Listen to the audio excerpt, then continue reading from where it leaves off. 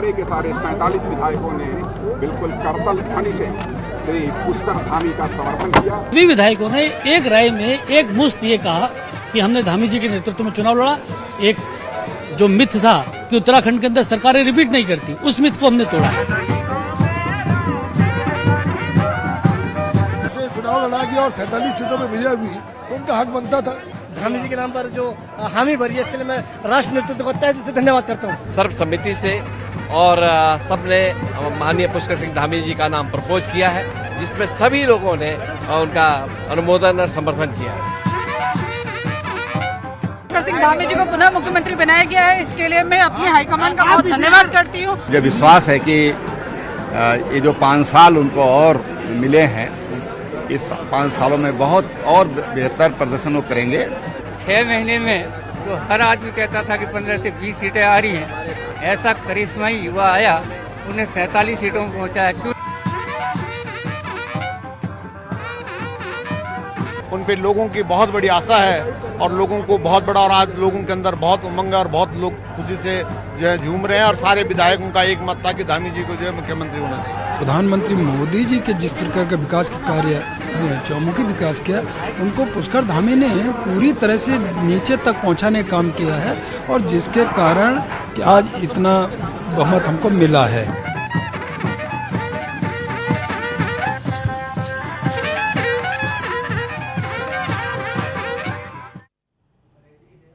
नमस्कार, स्वागत है आपका। आपके साथ मैं हूं अमित गर्ग शुक्ला। पुष्कर राज रिटर्न्स। पुष्कर सिंह धामी उत्तराखंड में एक बार फिर से मुख्यमंत्री बनाए गए हैं। ये पहला मौका है जब किसी एक ही पार्टी की सरकार आई हो और वही मुख्यमंत्री बना हो जिसके चेहरे पर चुनाव लड़ा गया हो। विधायक दल की बैठक में धामी के नाम पर सभी विधायकों ने हामी भरी। पर्यवेक्षक राजनाथ सिंह ने धामी के नाम का ऐलान किया। पुष्कर सिंह धामी 23 मार्च को सीएम पद की शपथ लेंगे। अब तक का बड़ा घटनाक्रम और बड़ी अपडेट यही है कि पुष्कर सिंह धामी के नाम पर मुहर लग गई। वो उत्तराखंड के अगले मुख्यमंत्री होने जा रहे हैं। उन्होंने सरकार बनाने का दावा भी पेश कर दिया है राज्यपाल से मुलाकात के दौरान। लेकिन बीजेपी कार्यकर्ता कैसे होली और दिवाली एक साथ मना रहे हैं, जश्न की तस्वीरें भी आप देखिए। हर तरफ पार्टी कार्यकर्ता जश्न में डूबे हुए हैं, एक दूसरे को बधाई दे रहे हैं, क्योंकि उत्तराखंड में इतिहास लिखा गया है। पहले एक मिथ टूटा कि सरकार रिपीट नहीं होती। 22 साल के उत्तराखंड के राजनीतिक इतिहास में हुआ कि भारतीय जनता पार्टी ने इतिहास रच दिया। 47 सीटों के साथ एक बार फिर से विजय प्राप्त की, और उसके बाद एक और इतिहास रचा गया कि मुख्यमंत्री रिपीट हो रहा है। पुष्कर सिंह धामी पर संगठन ने एक बार फिर से भरोसा जताया है। पर्यवेक्षक राजनाथ सिंह ने उनके नाम का ऐलान किया, और उसके साथ ये तय हो गया कि पहाड़ में पुष्कर राज एक बार फिर से कायम होने जा रहा है।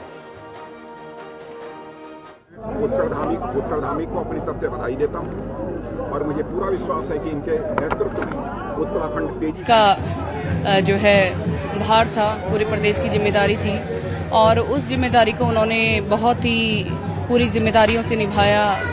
और कहीं ना कहीं थोड़ी बहुत कुछ चूक रह गई होगी, हो सकता है कुछ वहाँ की जनता की उम्मीदों पे जो है नहीं खरे उतर पाए होंगे, उतना समय नहीं दे पाए जितना एक विधायक के रूप में वो दे पाते थे।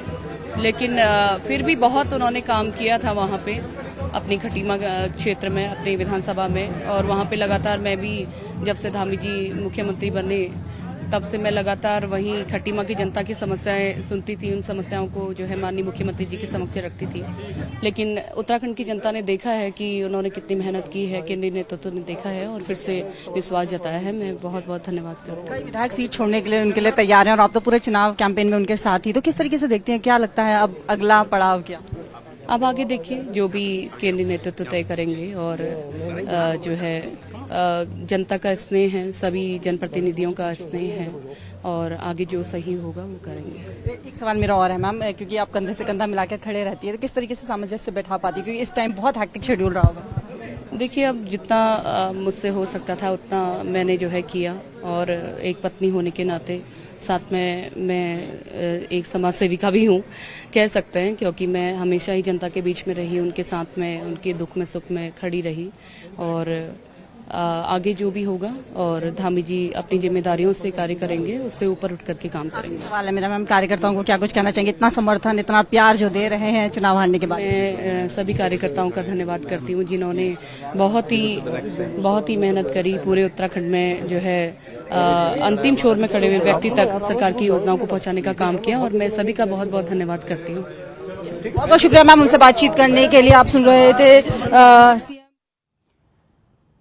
गीता धामी को सुन रहे थे आप। सीएम की पत्नी, उनको पूरा भरोसा है कि विकास की नई गाथा लिखी जाएगी, और कार्यकर्ताओं ने, समर्थकों ने जो प्यार जो स्नेह दिया है उसके लिए उन्होंने आभार व्यक्त किया। धामी ने सरकार बनाने का दावा भी पेश कर दिया है। 23 मार्च को सीएम पद की शपथ लेंगे पुष्कर धामी। बड़ी खबर, धामी ने राज्यपाल से मुलाकात कर सरकार बनाने का दावा पेश कर दिया है। अब 23 मार्च को मुख्यमंत्री पद की शपथ लेते हुए नजर आएंगे। परेड ग्राउंड में शपथ ग्रहण समारोह की तैयारियां बहुत पहले से चल रही हैं। सुबह 11 बजे का समय निर्धारित किया गया है 23 मार्च को, जब पुष्कर सिंह धामी उत्तराखंड के 12वें मुख्यमंत्री के तौर पर शपथ लेते हुए नजर आएंगे।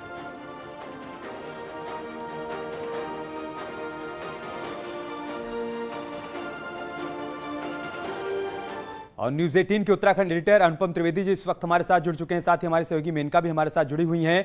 अनुपम जी, लगातार कयासों का दौर चलता रहा, कई नाम रेस में रहे और आखिरकार मुहर उसी नाम पर लगी जिस चेहरे पर, जिस नाम पर चुनाव लड़ा गया था। बिल्कुल अमित, देखिए जो शुरुआती जब ये से रिजल्ट आए थे उत्तराखंड चुनाव के, उसी समय से ये कयास लग रहे थे कि क्या धामी को एक दोबारा दूसरा कार्यकाल मिलेगा। आखिर आज फाइनली विधायकों की मीटिंग में उनको चुन लिया गया है अगला मुख्यमंत्री के तौर पर।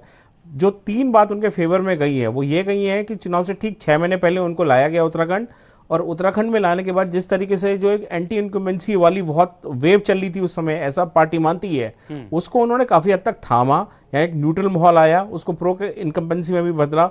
उसके साथ ही प्रधानमंत्री नरेंद्र मोदी का भी उसमें रोल रहा, उनकी जो सभाएं हुई उससे एक प्रो माहौल बना बीजेपी का। दूसरा, पार्टी के अंदर अलग अलग फैक्शनिज्म था, उसको काफी हद तक धामी ने थामा, इसको रोका। और तीसरा ये था कि जो एक मिथ था कि कभी कोई सरकार रिपीट नहीं होती, वो रिपीट टूटा है। तो ये सब बातें उनके फेवर में गई। ये बात सही है कि पार्टी में कई क्लेमेंट थे इस पद के लिए, लेकिन पार्टी ने सोच समझ के, जैसे हम शुरू से करे थे कि 3 फॉर्मूलों पे पार्टी काम कर रही है, फॉर्मूला ए, बी, सी। तो फॉर्मूला ए के साथ पार्टी गई है, और उन्होंने इस बात को देखा है कि जो हमारा ट्राइड एंड टेस्टेड फॉर्मूला है, जो हम धामी को लाए, हमारा एक्सपेरिमेंट सफल हुआ है, उसी को आगे बढ़ाया जाए और 5 साल की एक लंबी पारी खेलने के लिए उन्हीं पर भरोसा जताया है अमित। ठीक है, कैबिनेट पर भी मैं आपसे बातचीत करूंगा, लेकिन उससे पहले एक बार मेनका के पास चलते हैं। मेनका, नाम का ऐलान हो गया, राज्यपाल से मुलाकात कर सरकार बनाने का दावा भी पेश कर दिया गया। अब आगे क्या, अभी क्या चल रहा है वहां पर? बिल्कुल, अब सबके जहन में यही सवाल है कि मुख्यमंत्री कौन। इस सवाल का जवाब तो मिल गया है, लेकिन इस मुख्यमंत्री का कैबिनेट कैसा होगा। 23 तारीख को शपथ ग्रहण होना है। आज उन्होंने दावा पेश कर दिया सरकार बनाने का, लेकिन अब से लेकर 23 तारीख 11 बजे शपथ ग्रहण से के बीच क्या होने वाला है, ये सवाल सबके जहन में है। और इस सवाल का जवाब मैं सुनील नौप्रभात से लूंगी, जो लगातार अब क्या होगा। अभी खबर मिल रही है कि सीएम पुष्कर सिंह धामी, उन्होंने दावा पेश किया, उसके बाद वो शहीद स्थल जाएंगे, वहां पर श्रद्धा सुमन अर्पित करेंगे। उसके बाद क्या रक्षा मंत्री राजनाथ सिंह के साथ अभी होटल में होंगे, क्या होंगे? बिल्कुल, मैंने कहा जहां तक ये संभावना है कि वापस पैसिफिक होटल पहुंचेंगे, जहां पर मौजूद हैं राजनाथ सिंह भी वहां पर मौजूद हैं। उनके साथ एक बार फिर डिस्कशन हो सकता है, क्योंकि बीजेपी के जो तमाम आला नेता हैं, चाहे वो प्रदेश अध्यक्ष मदन कौशिक हो, सांसद हों या जो कैबिनेट मिनिस्टर उनकी सरकार में रहे, तमाम लोग अभी वहां पर हैं और इस पर एक बार फिर से मंथन होगा। हालांकि इस पर पहले ही बात पर कैबिनेट को लेकर भी कोई मीटिंग हो सकती है या वो भी फैसला हो चुका है? देखिए, कैबिनेट को लेकर आमतौर पर हमें मान लें ये फैसला करीब करीब हो चुका है। जो विचार विमर्श करना होगा वो अभी इस मीटिंग में हो जाएगा। और जो जानकारी हमारे पास है कि इस बार जो धामी की सरकार की जो कैबिनेट होगी, ये कैबिनेट पूरी तरह से कि जो पिछले कैबिनेट में जो चेहरे थे वो चेहरे बदले जा सकते हैं इस नई कैबिनेट में। ठीक है। और अमित, रक्षा मंत्री सिंह आए थे देहरादून, सूत्र भी इसी तरफ इशारा कर रहे हैं कि नई कैबिनेट में बहुत सारे नए चेहरे देखने को मिलेंगे। बहुत शुक्रिया आप दोनों का हमारे साथ जुड़ने के लिए और सभी समीकरण समझाने के लिए। मुख्यमंत्री के नाम के ऐलान के बाद पुष्कर सिंह धामी ने राष्ट्रीय नेतृत्व का धन्यवाद किया है। उन्होंने कहा कि जनता से किए गए सभी संकल्पों को पूरा करेंगे, पीएम मोदी के विजन के लिए काम करेंगे, 2025 तक उत्तराखंड को अग्रणी राज्य बनाएंगे। का धन्यवाद करता हूं, उत्तराखंड की देवतुल्य जनता का, हमारे सभी राष्ट्रीय नेतृत्व का, माननीय प्रधानमंत्री जी का। ये प्राथमिकता क्या होगी, पहली प्राथमिकता क्या होगी आपकी? जो भी हमारे संकल्प हैं, जो हमने उत्तराखंड की जनता के सामने रखे हैं, उन सभी संकल्पों को हम पूरा करेंगे। और प्रधानमंत्री जी का जो विजन है कि 2025 में हमारा राज्य हिंदुस्तान का अग्रणी राज्य होगा, हिंदुस्तान का श्रेष्ठ राज्य होगा, उसके लिए काम करेंगे। माता जी को आपने बुलाया था? माता जी को बुलाया था आपने? नहीं, माता जी तो पहले से आई है। धामी को ही उत्तराखंड का अगला सीएम बनाए जाने के बाद राज्यसभा सांसद अनिल बलूनी ने कहा कि सभी विधायकों ने एक राय से धामी को चुना। धामी की अगुवाई में उत्तराखंड को देश का सर्वश्रेष्ठ राज्य बनाएंगे। साथ है बीजेपी सांसद अनिल बलूनी जी। सर, बीजेपी ने एक बार फिर से उत्तराखंड की कमान जो है वो पुष्कर सिंह धामी को सौंप दी है, क्या कहेंगे? देखिए, जिस प्रकार से चुनाव हुआ और भारतीय जनता पार्टी ने पुष्कर सिंह धामी जी के नेतृत्व में चुनाव लड़ा, उनकी अगुवाई में चुनाव लड़ा, भारतीय जनता पार्टी को बहुत बड़ा बहुमत मिला है। उसके बाद जो परिस्थितियां उनकी विधानसभा क्षेत्र में रहे, वो लगातार प्रवास करते रहे और उनका वहां का रिजल्ट खराब हुआ। उसके बाद सभी लोगों ने एक मन के साथ तय किया कि हमने धामी जी के नेतृत्व में चुनाव लड़ा था, धामी जी के नेतृत्व में हम लोगों को बड़ी विजय मिली है। और आज विधानमंडल दल की बैठक में भी सभी विधायकों ने एक राय में एक मुश्त ये कहा कि हमने धामी जी के नेतृत्व में चुनाव लड़ा। एक जो मिथ था कि उत्तराखंड के अंदर सरकारें रिपीट नहीं करती, उस मिथ को हमने तोड़ा है। एक बड़ी खबर की बात करते हैं। लखनऊ में शपथ ग्रहण की तैयारियों को लेकर बीजेपी की अहम बैठक हुई है, जिसमें प्रदेश अध्यक्ष स्वतंत्र देव सिंह, प्रदेश प्रभारी राधा मोहन सिंह, महामंत्री संगठन सुनील बंसल मौजूद रहे। चर्चा इस बात को लेकर की गई कि संगठन को कैसे और मजबूत बनाया जाए और साथ ही साथ शपथ ग्रहण समारोह की जो तैयारियां हैं कैसे उसको दिव्य और भव्य बनाया जाए, इस बात को लेकर भी चर्चा की गई है। उसमें किसकी कितनी भागीदारी रहे, कहां कहां से कार्यकर्ताओं को बुलाया जाए, क्योंकि स्वतंत्र देव सिंह इस बात का इशारा कर चुके हैं कि उत्तर प्रदेश के हर हिस्से से कार्यकर्ता पहुंचेंगे और इस शपथ ग्रहण समारोह के साक्षी बनेंगे। इस मौके पर वो मौजूद रहेंगे। 25 तारीख को शपथ ग्रहण समारोह, उसकी संपूर्ण व्यवस्था की तैयारी की बैठक आज संपन्न हुई।